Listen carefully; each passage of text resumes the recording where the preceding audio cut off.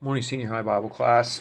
We are rapidly coming to the end of this crazy and unpredictable and just very different school year. We're almost done with chapter 9, and you've got reading assignments and then some questions to do 9.3 and 9.4. Next week, you won't have any reading assignments. I'm going to have a short video for you and then a um, two short quizzes, probably like 5 point quizzes to do 2 of the other days. So only 3 days of work next week. Yeah, we're wrapping things up. Finish strong, hang in there, finish well, and then enjoy your summer. But until then, let's wrap things up here. So the questions on chapter 9.3. What is N.T. Wright's perspective on Christ's words from the Sermon on the Mount? Now, N.T. Wright is a British uh, professor and a British preacher, very academic in many ways, somewhat controversial here in the United States.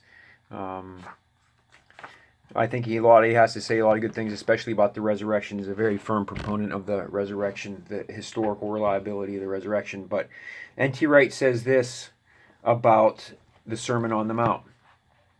He says it is Jesus' way of saying God's future is arriving in the present in the person and work of Jesus Christ. So God's kingdom is here already in the presence of the King, in the presence of Christ Jesus, and that we, as believers, we can practice right now the habits of life which will be the way that things will be in the future kingdom when history is consummated, when Christ returns a second time. So these things in the Sermon on the Mount are the inbreaking of Christ's kingdom, and the things that we can practice, we can start to do right now, that will be fully consummated when Christ returns for the second time. What does the Hebrew word derek mean? Derek means the way, and that's something that we covered last year. We touched on it this year as well, and it's your overall pattern of life. Derek has to do with the way and then the overall pattern, the overall walk of your life. Now, good character, like anything else that is good, must be what? Must be what? Anything good in this life takes work. So, good character must be cultivated. And when you think cultivated, think of somebody planting a garden. You need to prepare the ground, take out the stones, take out the weeds. You need to plant the seeds. You need to fertilize the seeds. You need to water the seeds. And that's all work. That's cultivation. Good character is not just going to happen. Okay, good character, godly character, takes effort. It takes some work, takes some planning, takes some foresight, and then the desire to reap the good things that will come when we have that kind of character in our life. Vocation, we're not talking about the VOTEC school, the vocational technical school. Vocation means to call, and it is the work to which a person is gifted and called to. Vocation. So a lot of times in Christian higher education, you'll be talking about what is your vocation? What is your calling? What has God designed, equipped, and is calling you to do? Now, I would make a horrible music teacher. My vocation is not music.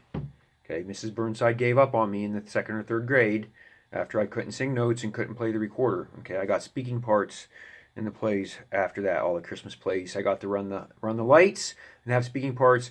I was not singing. I was not playing a musical instrument. So music is not my vocation. Now there are other things that God has gifted me with and enabled me to do and has given me experience with, and so yeah, vocation is more than just your work, and we need to see it as a high calling that God has put you into that place for a purpose and for a plan. While talent is common, what is rare in today's work environment? There's lots of talented people out there, lots of very gifted, very competent, capable people, but what is missing? What is rare in today's work environment? The book says, and I believe it with all my heart, that hard work is rare. Hard work. You have lots of talented people, but they haven't ever learned to discipline themselves and to do the mundane things and to improve and get better and get better. I'm good. I don't have to show up to practice. That's their attitude.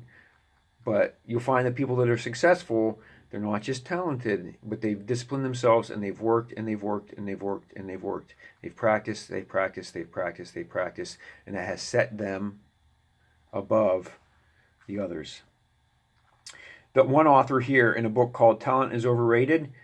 Deliberate practice is the thing that moves talented people to high performance, and that's what separates them from all the other peers around them. So, all right, that's your homework for 9.3. Hopefully you are reading the textbook and coming up with these answers on your own and not just relying upon me to give you those answers. If you have any questions, any comments as we wrap up the school year, please let me know.